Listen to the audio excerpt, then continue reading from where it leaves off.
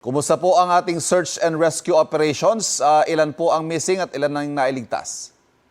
Yung reported na tatlong missing, meron na tayong isa na na-retrieve at nakuha na rin ng pamilya.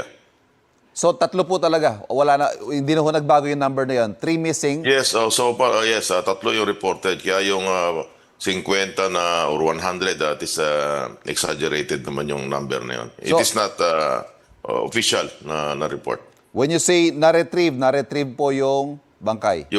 Yes, yung body na yung cadaver. So, nasa rescue mode pa ho ba tayo o search na lang? Because ina-assume natin na patay na. It's been 3 days, ano po? Yeah. Ano na tayo?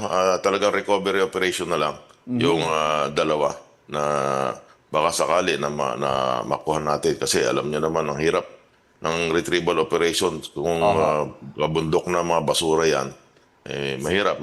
Hindi ito yung ordinary lang na retrieval operation.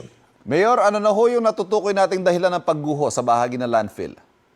Initial investigation namin disclosed that ang naging sanhi talaga ay nagko-compacting kasi. Ano yan, kumbaga sinisiksik yung mga lupa at saka yung mga basura.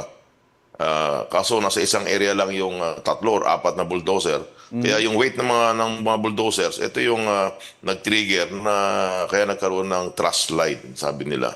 So, hindi ito yung typical na landslide na nasa isip natin na dahil sa daming tubig or may bagyo ay nag-landslide yung area na yun. No. Ito is I think this is more of an accident.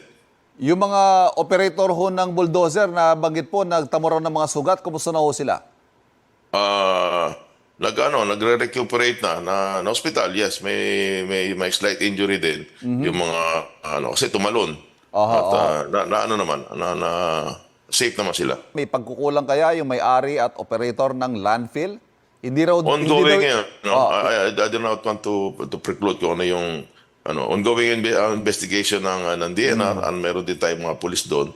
So, malalaman natin kung ano yung culpability o kung meron man na pagkukulang yung operators ng landfill. May ikautusan po yung yung provincial government ng Rizal na maiimbestigahan itong insidente. Ano ho magiging papel ng municipal government ng Rodriguez dito sa Tayo investigasyon? po ay nakikisa doon. In fact, nagkaroon din po ako.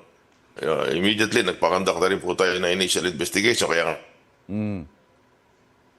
But kinakailangan po kasi is further investigation ito dahil ang DNR po talaga ang tamang ahensya rito. Yung may-ari po Mag-imbestiga. ng landfill at operator, nakausap niyo na ho ba? Nakikipagtulungan ba sila sa inyo? Yes, every now and then naman nagbibigay ng update. At in fact, kahapon, sabi ko, kinakailangan pa ng additional manpower or equipment, ay magpapadala po tayo. Ang Red Cross, ganun din, ay nag-reach out sa atin kung kinakailangan. But so far, meron naman kasi silang organic na rescue capability, kaya sila na lang yung nag-undertake ng mga rescue operations.